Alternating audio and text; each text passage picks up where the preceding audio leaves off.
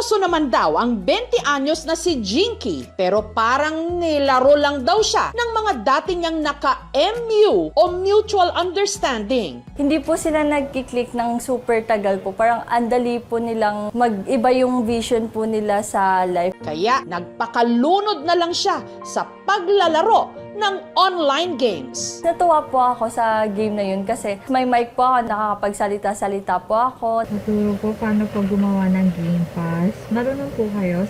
At nang minsang nagkaproblema siya sa game, lumapit siya sa isa sa mga player na ang suot na damit, paborito niyang kulay.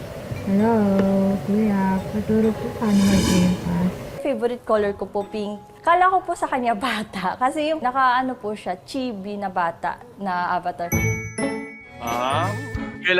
Google or Nagulat po ako. Ang lalim po ng boses niya. Follow kita para pagbalik ko dito, ikaw natatanungin ko. Hindi ko po talaga nasundan. Kaya si Jinky muling kinulit ang kausap na player. Nakikitan po ako nun sa tawa niya. Tawagin natin sila, merong daan dito. Matangkad, yung normal size. Yun po yung perspective ko sa kanya. Pero sa likod ng boses na kanyang minahal, may isang katotohanang hindi niya inasahan at maaring magpabago ng lahat. Ang online friend ni Jinky, taga rito sa Cavite. Dito may pupuntahan tayo sa underground. Ang 25 anyos na si Ralph na malayo raw sa na-imagine ni Jinky. Si Ralph kasi umabot ng 250 kilos. Kaya ang mga simpleng bagay para sa iba, mabigat na hamon para sa kanya. Kapag aakyat ng hagdan, kailangan niyang magdahan-dahan. Baka po madulas po, dahil delikado kasi pag yung one step talaga.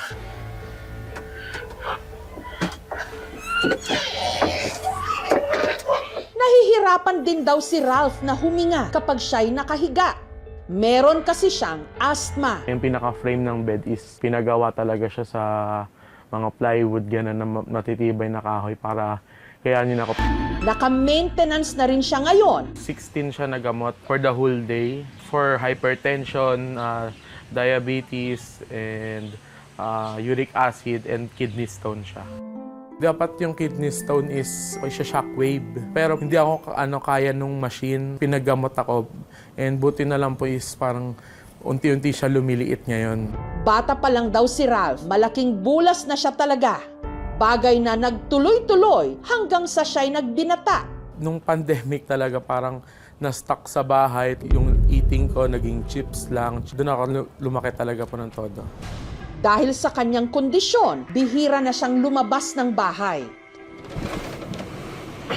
All online yung friends ko. Hanggang isang araw, sa kalagitnaan ng kanyang paglalaro, nakilala niya si Jinky. Yun po yung game namin. Then paggabi naman po, is horror game, magka-team po kami. May command po siya eh. Kunyari, nasigaw po ako, tago ka dun, tago ka dun. Takbo! Natutuwa kasi parang natatakot po siya. Parang knight in shining armor po talaga yung atake.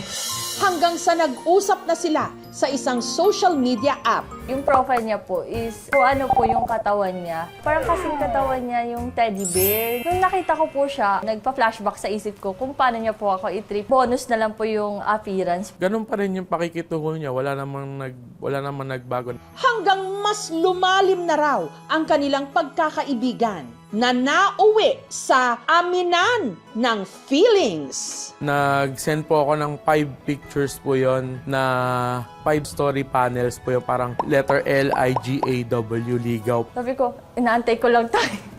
Naging kami nung August 24, 2024. Masaya po, tapos after that po, bumili po kami agad ng cake para kahit po magkalayo kami, may celebration naman. At matapos ang 8 buwang LDR o long distance relationship, sina Ralph at Jinky nagkita sa kauna-unahang pagkakataon. Pagkabukas ng pinto, ay hinag ko po agad siya. Panyumaya ka po ako ng teddy bear. Parang nasa fluffy na higaan. Sobrang happy po kasi ang tagal ko pong hinintay yun. Sobrang higpit na po nung yakap ko na nabuhat ko na po siya. Yun po talaga, sabik na po. Kahit pakiramdam nila, perfect match sila para sa isa't isa, hindi pa rin sila nakaligtas sa mga mapanghusga. Yung babataas po yung tingin, wala na bang iba, ganun. Pera lang, habol, ganun po. Nararamdaman ko naman na love niya naman ako sa pag-aasikaso. At the same time, everyday lang na nag-update.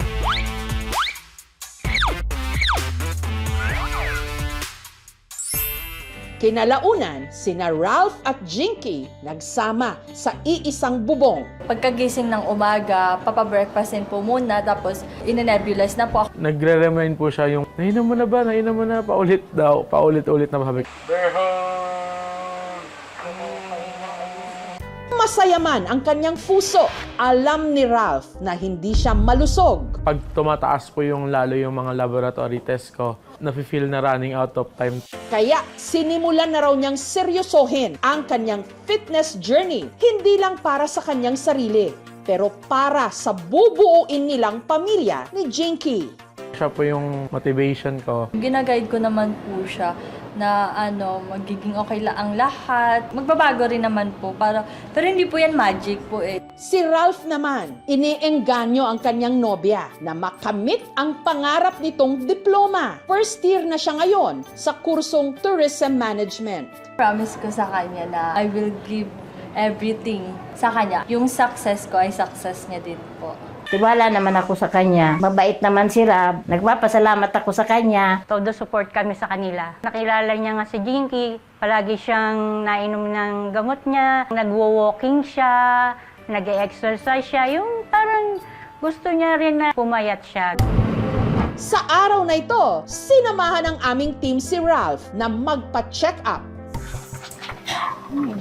Considered na siya as obese class 3 or very severe. Yung diabetes niya, uncontrolled pa din. Pagka nagtuloy-tuloy na ganito yung timbang ni Ralph, pwedeng magkaroon ng complications sa heart. Primary goal talaga is the weight reduction. I advise him na increase yung physical activities. Aside from that, yung eating ng healthy and balanced diet. At dahil bihira na lang makapag-date ngayon sina Ralph at Jinky, kami na ang gumawa ng paraan para ito'y matuloy.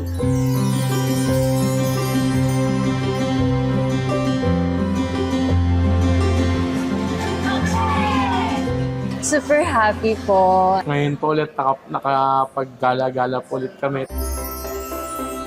Feeling ko po siya na po yung dawan ka kasi I feel secure being with her. Siya po talaga yung parang spark sa life. Kindness is free. Kung saan masaya yung tao, dapat maging masaya ka na lang din. Oo, love comes in all shapes and sizes. At hindi lang itsura ang sukatan ng pag-ibig.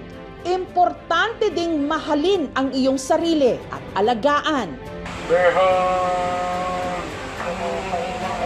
Para sa mga taong sayo'y nagmamahal.